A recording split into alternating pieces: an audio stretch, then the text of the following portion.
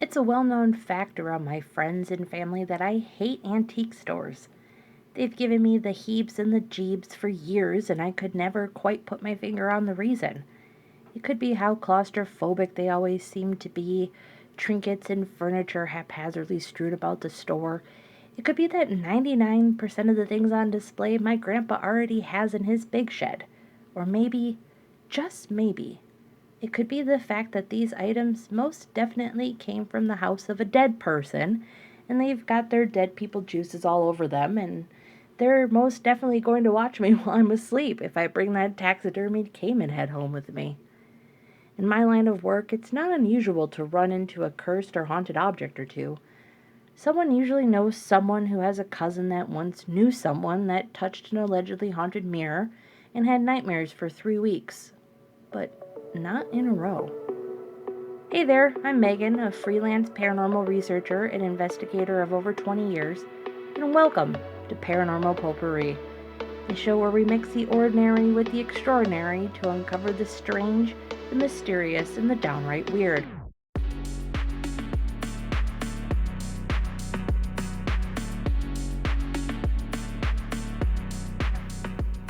So, what exactly does a chair, a vase, two dolls, and a wine case have in common? They sound a lot like what I brought with me from my last semester of college, where they could all allegedly be some of the most cursed objects ever discovered in human history. Let's set the mood, shall we? This episode's scent profile is buttercream and clover. Let's take a deep breath and get into it.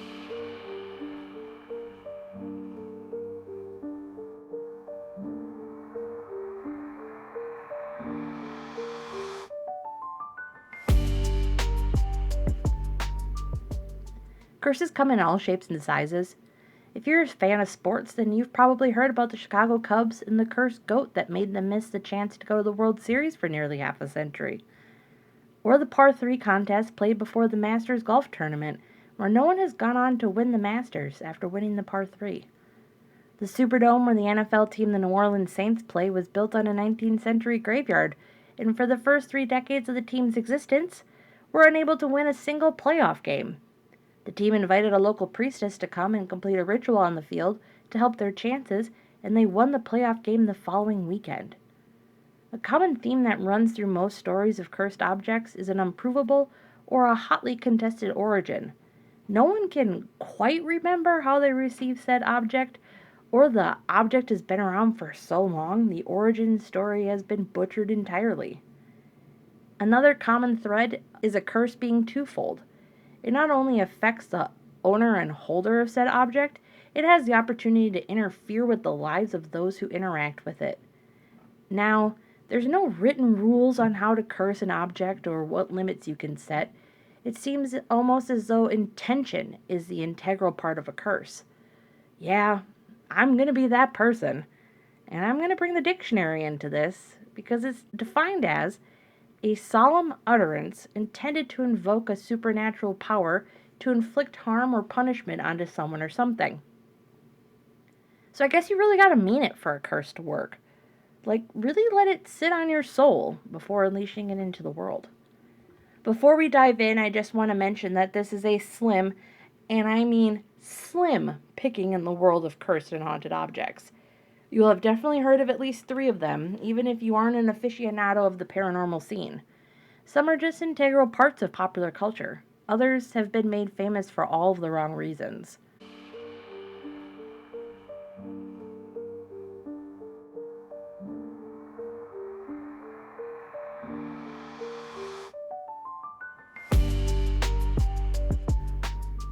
Nothing is more stereotypically British than a good old pub where the ale flows like water in a stream and the seats scattered about are worn down with age and from the many thousands of asses that have slid upon them. Regulars have their preferred spot saved by local barkeeps to keep unknowing patrons from ruining a good night. A pub in North Yorkshire, England, had one customer that decided to lay claim on one very particular chair. In 1702, a man by the name of Thomas Busby was led to the gallows, convicted of the murder of his father-in-law Daniel Audie via strangulation. On the way, Busby asked for a favor. Would it be so terrible to stop by his favorite pub to say goodbye to his favorite chair just one last time? As the hangman waited with what I'm guessing is the patience of a saint, Busby was given his last leisurely rest before his eternal one, and before exiting he loudly proclaimed, "May sudden death come to anyone who dare sit in my chair." Now, why all the hubbub around a hub at a pub? Well, you see, the thing is, Busby's motivation for strangling his father-in-law, Audie sat in Busby's chair earlier in the week following an argument the two had over Audie's daughter and Busby's wife Elizabeth.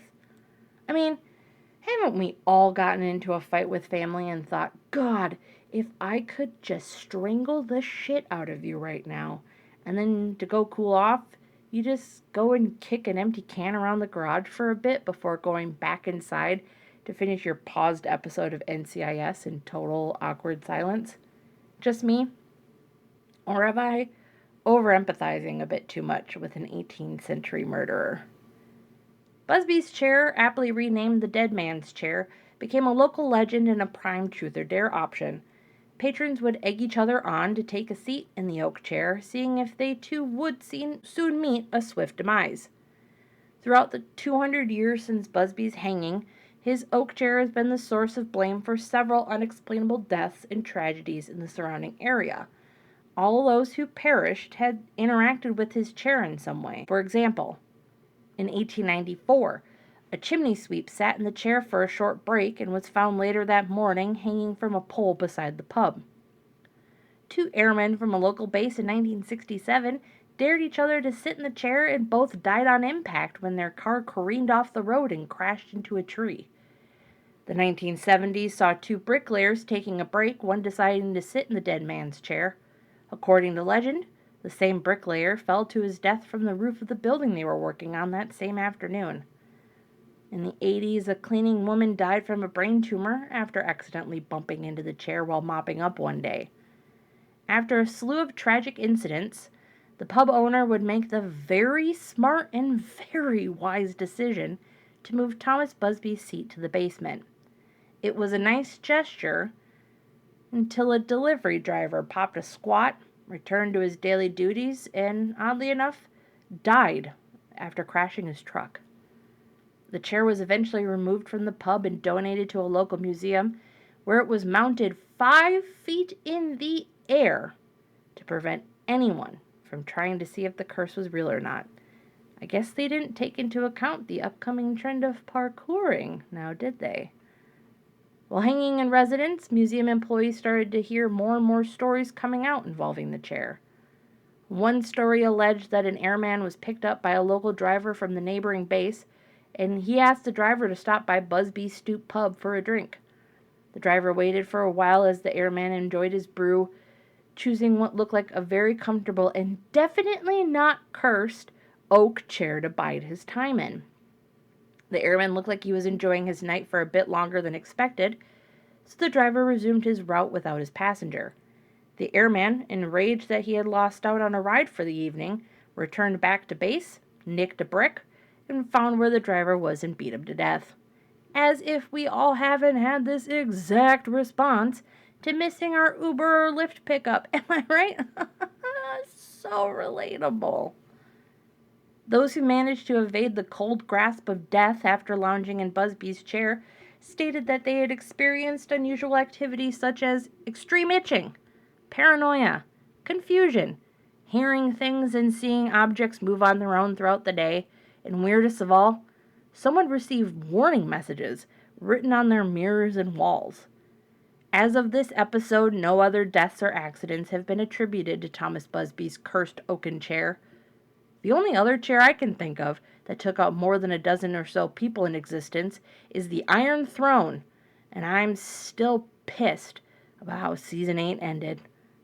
Damn you, HBO! May God damn you straight to the deepest and darkest reaches of hell.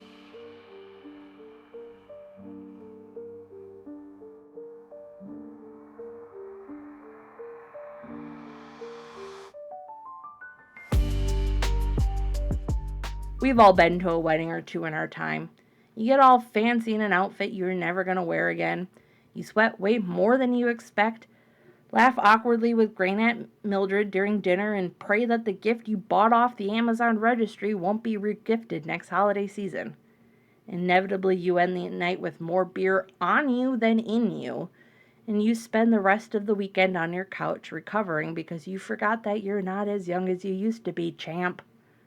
Back in the 15th century Italy, one wedding ended unexpectedly after the arrival of a traditional wedding gift. Historically, vases were given as wedding presents to Italian brides marrying into royalty or into greater wealth. One such bride was making her final preparations for her own nuptials in a village near Napoli, Italy, in the 15th century. A 4-pound plain silver vase was brought as a gift, though no one was quite sure who brought it. Hold on. I'm just going to scroll back up. I just want to double check that I read that right. That is, yep, a 4-pound vase? Holy shit! Well, nevertheless, pleased with this new bludgeoning device, the bride brought it up to her rooms for safekeeping during the festivities. Hours went by with no sign of the bride, so the groom went in search of her. He found her on the floor of her chambers, the vase in a vice-like grip in her hands as she took her final breath. A funeral was attended instead of a wedding, and the vase, renamed the Bassano vase, was given to the bride's family for safekeeping. Within days, the entire family of the bride was dead. The Bassano vase was passed around to other family members, all of them seemingly meeting their untimely demise shortly afterwards. Those close to the family believed the vase to be cursed, that someone purposely set out to destroy the bride's family. Those in possession of the Bassano were instructed to bury it in sacred ground, and it was lost to time for nearly 500 years. In 1988, a man unearthed an odd artifact. Inside a heavy silver vase was a handwritten note on brittle parchment stating, "Beware, this vase brings death." And in your very typical horror movie protagonist sort of move, the man crumples up the note and brings the vase to a local auction house, hoping for some serious cash.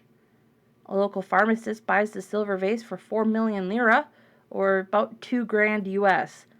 3 months later, the pharmacist dies, and his family sells the vase to a 37-year-old doctor who, shockingly, dies a few months later. As this seems to follow a specific pattern, a collector and archaeologist becomes intrigued by the Bassano and purchases it, obviously after his family pleads with him not to.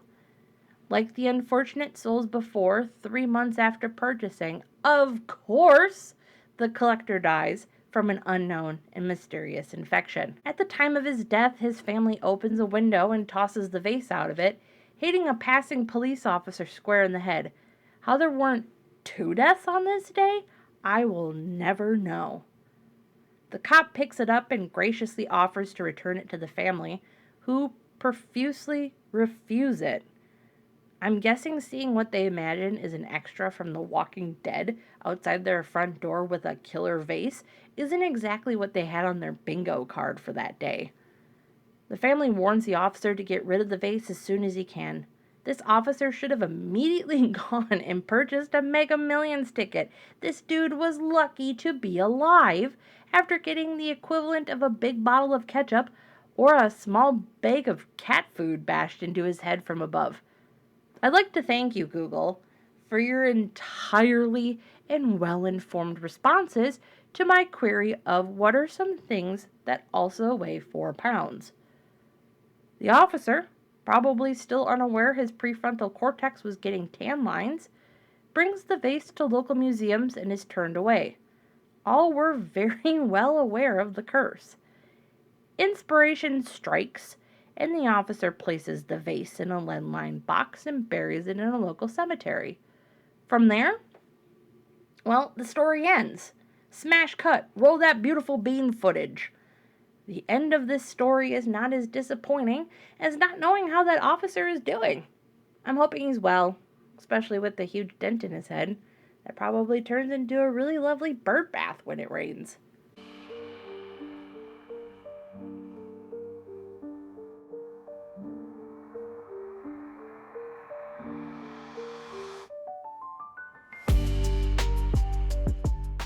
Receiving a doll or a stuffed animal is like a rite of passage in childhood. Hell, I'm in my 30s and I got a Build-A-Bear Mothman doll wearing a KFC chicken bucket costume for Christmas this year. You drag your cloth or plastic friend around, setting up play dates with your other stuffed animals, and a shocking amount of half naked Barbies. And eventually it gets added to the pile in the corner of your room or in a container in your basement. Some children claim that theirs have a personality or a quirk, and as adults, we laugh it off as childhood imagination and blissful ignorance of how inanimate objects work. Well, what happens when others start to notice those same quirks? The next two haunted objects have multiple eyewitness accounts to their truly disconcerting behaviors. In 1904, Robert Eugene Otto received a gift of a doll from the Steiff Company when his grandfather returned from a trip to Germany. Coming in at a whopping 40 inches tall, wearing an old sailor suit of Robert's, and clutching a little stuffed dog nicknamed Leo, this doll would become the cherished possession of who I'm going to refer to as Human Robert for this story, as Robert the doll was precious enough to inherit Human Robert's name. Robert the doll was an active participant in Human Robert's day-to-day. After a while, Human Robert's family started to notice some odd behavior among the two besties. Caught misbehaving, Human Robert would quickly place the blame onto Robert the doll, claiming, "Well, I didn't do it, Robert did," which is a totally cool, totally normal thing to do. His mother would hear Human Robert talking with Robert the doll in another room, and unnervingly, a second, much deeper voice would respond back. If Robert the doll was around while others were talking, someone noted change in his facial expressions, either showing interest or distaste. Human Robert recalled one night when he was maybe 10, waking up from a nightmare to find Robert the doll standing at the end of his bed, when he vividly remembered placing him on the other side of the room. Like, how do you go about your day after something like that? "Well, how'd you sleep last night, Human Robert?" "Oh, fine." Robert the doll joined me in bed and whispered his dark machinations in my ear. "Oh, that just sounds lovely, dear. You want some more toast?" My years of training with watching Bruce Lee movies would have me crane kicking that little shit straight out a window. Robert the doll remained in Human Robert's childhood home when Human Robert went off to school in New York and to Paris to study art. Returning back years later, wife Anna in tow, it was about time these two finally met. Immediately upon meeting him, Anna was put off by Robert the doll and asked Human Robert to lock it away up in the attic. Human Robert obliged, and it was there that Robert the doll remained until 1994. That didn't stop the continuous claims of hearing footsteps and sounds of childlike giggling emanating from the attic room, though. Again, how do you function like that? After Human Robert's death in 1974, his home was purchased by another family who kept Robert in his safe room. There would be stories throughout the community, most from the passing school children, of Robert the doll following them from window to window in the attic, mocking them as they pointed out his movements. Robert the doll was donated and moved to Fort East Martello Museum in 1994, where he was put on display in a glass case. Soon after his arrival, staff would notice camera and electrical malfunctions in the section of the museum that he was in. Letters addressed to Robert from museum guests, blaming themselves for their disrespectful attitude and behavior, began to come in droves. Past visitors begged for his forgiveness, as bad luck and misfortune seemed to plague their every waking moment since. Museum staff now encouraged visitors to introduce themselves to Robert, to mind their manners, and to thank him for his time before leaving. The most stressed and emphasized rule at the museum: asking for permission before taking Robert's picture. This seems to be the golden ticket straight into Bad Time Town for most.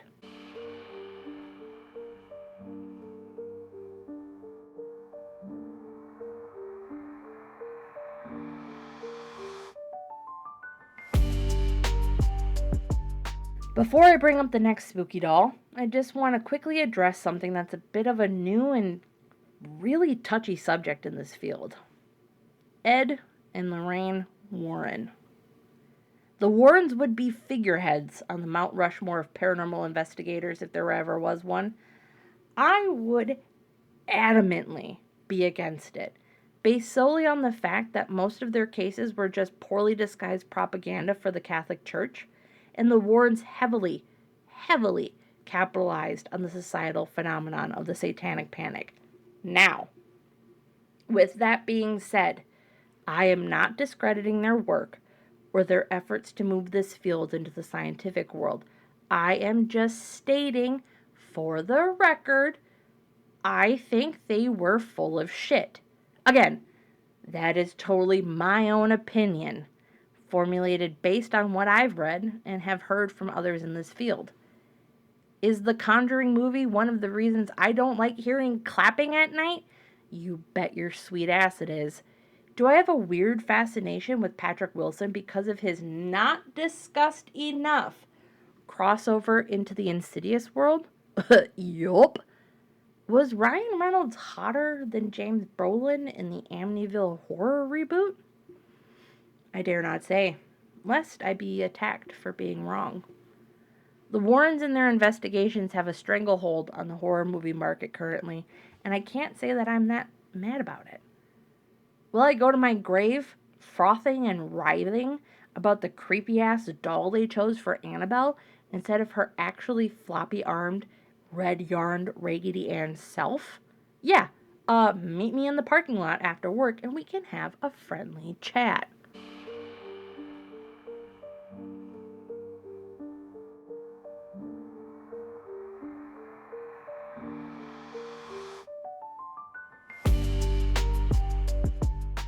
Well, with that out of the way, real Annabelle resides in the Occult Museum of Ed and Lorraine Warren in Connecticut, contained in a glass and wooden box with a very friendly and not off-putting sign taped to the front that says, "Warning, positively do not open."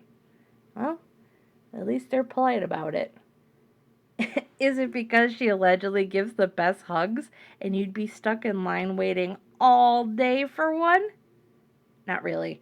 It's most likely because of the demonic spirit that inhabits her poly-filled self.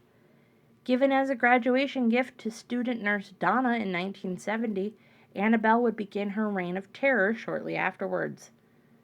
Donna and her roommate Angie would find Annabelle in different positions, legs and arms akimbo, or in entirely different rooms than they last remember her being in. Messages would appear on walls and on paper, all asking for help in a small child's handwriting. Specks of what appeared like blood could be found unnervingly on Annabelle's hands and chest. The woman contacted a spirit medium who conveniently connected immediately with the soul of Annabelle. She was a little girl that lived on the land prior to the apartment building that currently stood there, and her lifeless body was found in a nearby field. She felt safe in the apartment with Donna and Angie and wished to stay. They granted her permission, and that was when shit hit the fan. Activity seemed to increase tenfold, and Donna reached out to a priest who got her into contact with the Warrens. They arrived, a different priest in tow, and they determined the spirit not to be of a little girl, but a manipulative, inhuman spirit seeking to possess the doll. I've worked in retail before, and I'm just trying to imagine how one would even begin to process that return at the store. Hi, is the item damaged at all or not up to standard? No, just a demon inside of it. Oh, uh, cash or store credit, I guess. The priest performed the rites of exorcism over the doll in the apartment. Ed Warren stashed Annabelle in the backseat of his car, and that pissed her the hell off. She allegedly manipulated the vehicle in an attempt to crash it. Can you say passenger princess much? I guess talk radio isn't for everyone. Sorry, Annabelle. When they arrived home, Annabelle would wander to different rooms of their house and was not a fan of any visiting clergymen. Having enough of her outbursts, the Warrens built her a case and placed her inside of it, where she has sat ever since.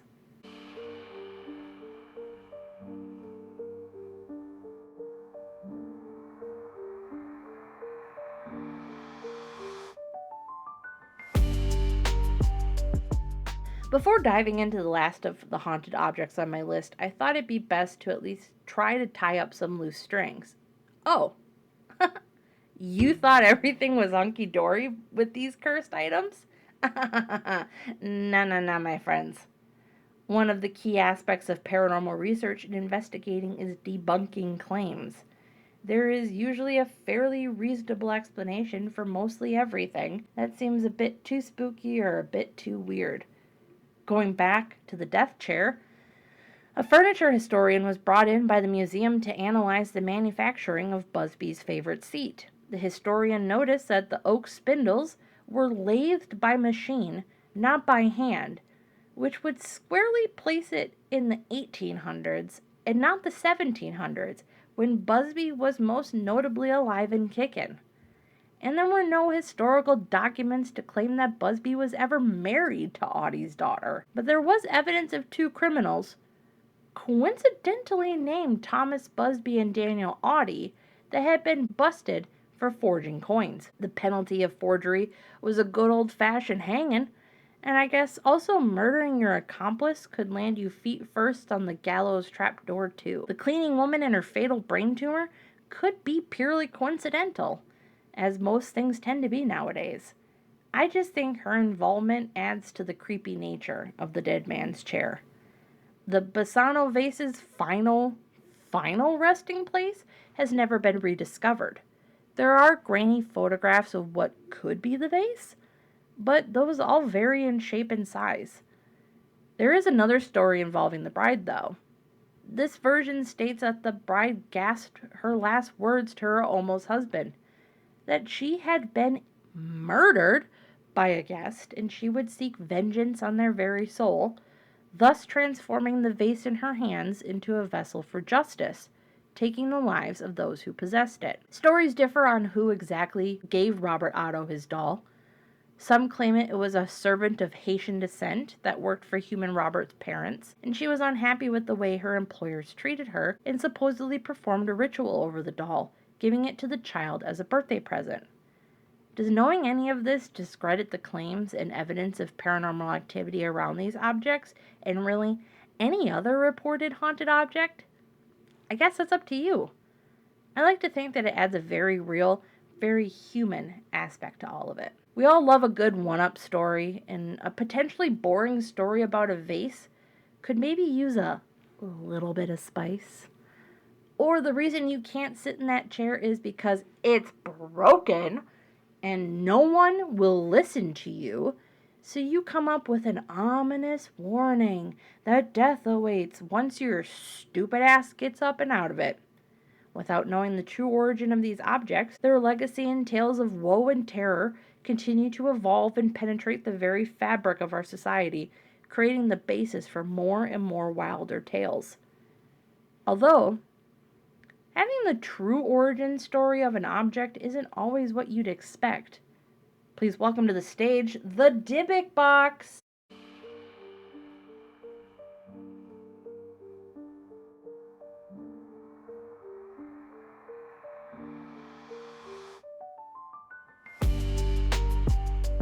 Kevin Mannis purchased an antique wine box at an estate sale of a Holocaust survivor in 2003. The survivor, a 103-year-old woman, warned Mannis never to open it, as it reportedly contained a malicious spirit of Jewish origin known as a Dybbuk. Mannis would go on to experience a series of unexplained events after bringing the Dybbuk box into his home. He and his family would have recurring nightmares of the same spirit, an elderly woman with sunken-in eyes that they referred to as the Hag. Mysterious bruises would appear, and the noxious scent of ammonia would follow them around. As one would with an allegedly haunted object of unknown origin that seemed to plague their entire existence, Mannis gifted the box to his mother on Halloween. She promptly opened it, stating she could feel a cold breeze and the presence of pure evil go through her. According to Mannis, his mother immediately suffered a stroke and was rushed to the hospital. Mannis placed the Dybbuk box up for auction on eBay, again, as one does, and described his trials and tribulations in great detail. Jason Haxton thought, oh, what the hell, and purchased it. Haxton claimed to fall ill and have a string of bad luck once the box arrived at his home. He too made the incredibly well-informed decision to open the box and noted what was inside.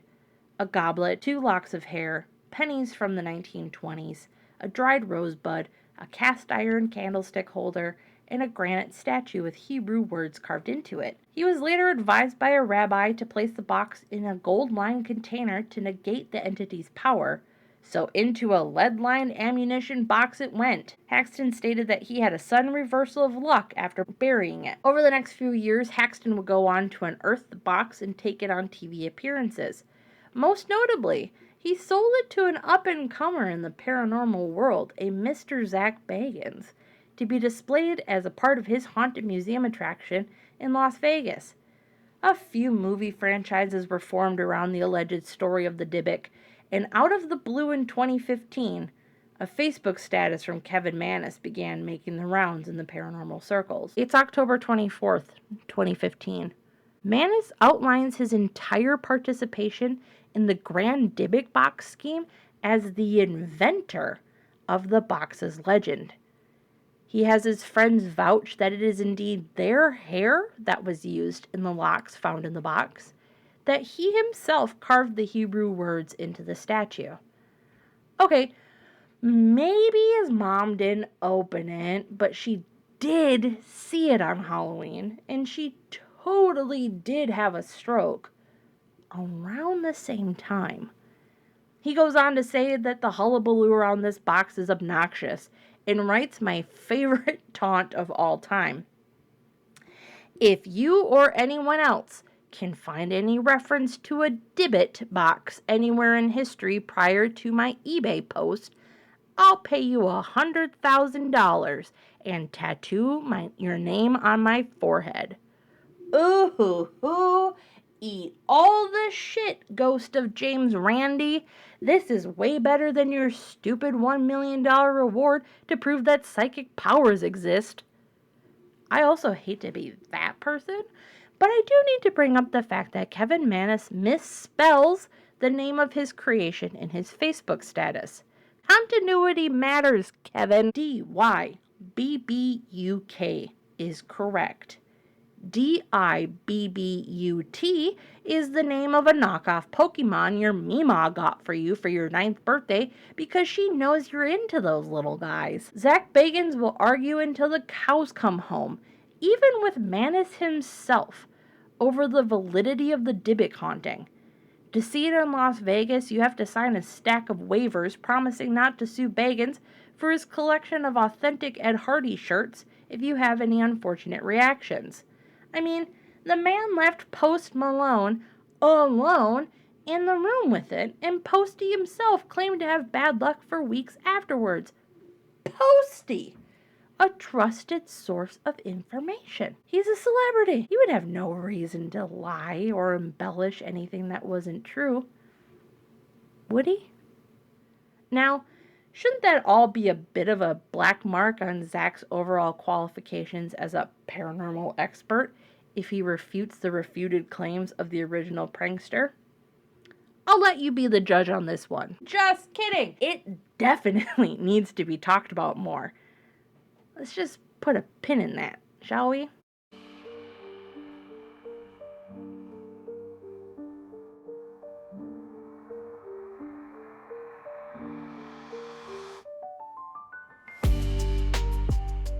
However, a discussion could be had over the concept of how one goes about cursing an object. I advise you to take a gander at the work that Greg and Dana Newkirk have been doing in that exact space. Inspired by a failed Travel Channel live Halloween event, when a freshly purchased Dybbuk box was opened by the Ghost Brothers, and what looked like a single package of ramen flopped out, the Newkirks posed the question of, can you take a normal run-of-the-mill object and turn it spooky? Thus, the Haunted Ramen Project was born. They proposed to their museum members to acquire a bag of ramen that called to them and to follow a series of steps in a ritual, all devised by Dana to ensure their ramen could be a perfect receptacle for a potential spirit. The Newkirks, along with devising college cuisine-based experiments, also curate their own traveling paranormal museum of haunted objects and were quickly inundated with hundreds of allegedly haunted ramen packets. EVPs were recorded during communication sessions that seemed to capture disembodied voices of participants' ramen ghosts responding intelligently to questions. Ramen packets would mysteriously move around homes, and the weirdest of all, most would claim hearing the rustling of the noodles inside the plastic packaging when it was still and unmoving. Now, there is actual historic and scientific backing to the Newkirk's Ramen Project. In Ontario during the 1970s, a group of scientists and paranormal researchers brought together a group of 9 individuals to create a haunting out of thin air. The participants came up with the backstory and description of the spirit who would allegedly begin to haunt them. Their spirit was an Englishman named Philip.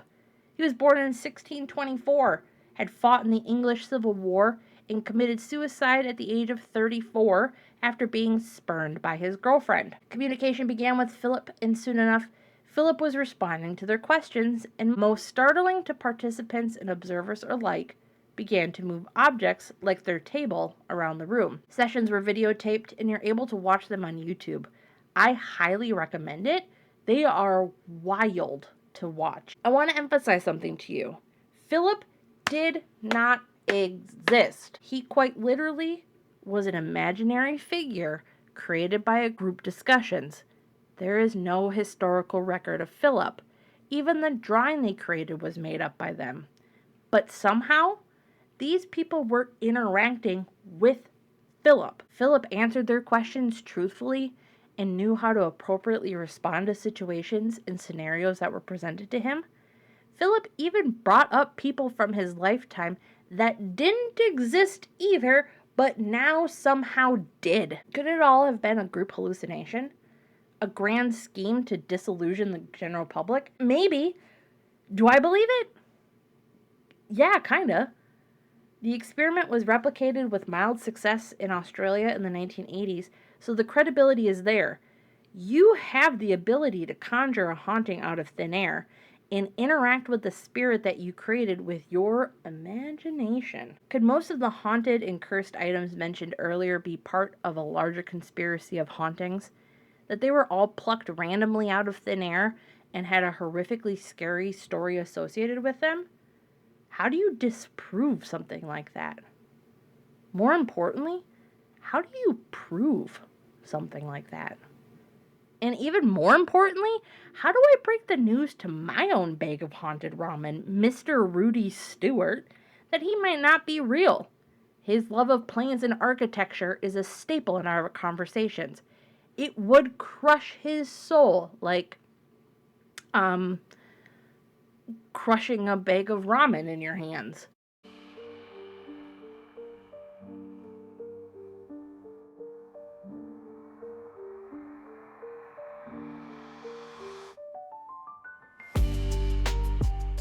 Bringing up haunted objects to those in the paranormal world will show you a very divisive split. Either you believe it or you don't. Do most of us have stories about interacting with an allegedly haunted object? Yeah. Is it a massive topic of debate in the community? Oh yeah. Would you find anyone with a paranormal background messing with a potentially haunted object? Hell no. I'd wager that most paranormal researchers, investigators, and enthusiasts have a very similar respect for superstitions and curses like many athletes do. You wouldn't catch many of us doing something that could ultimately lead to a spirit attachment or worse. But on the other hand, what one hell of a story would that be?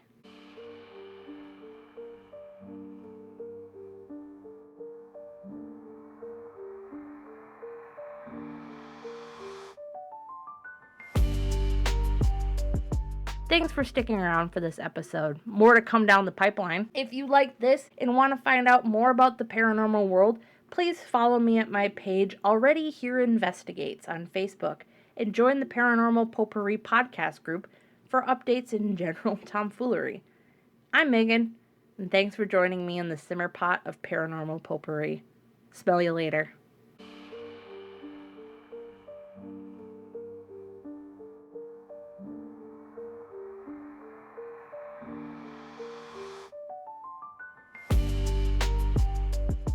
I like to thank Riverside FM for the amazing recording and editing service that I was able to use to create this episode. Thanks to the artists on Pixabay for their use of their music as my intro, outro, and segue selections. And a huge, heartfelt thanks to Hannah Neese for being an excellent sounding board and a world-class editor for this episode. Her knowledge and skill of writing is something I can never hold a candle to. I love you, you beautiful tropical fish.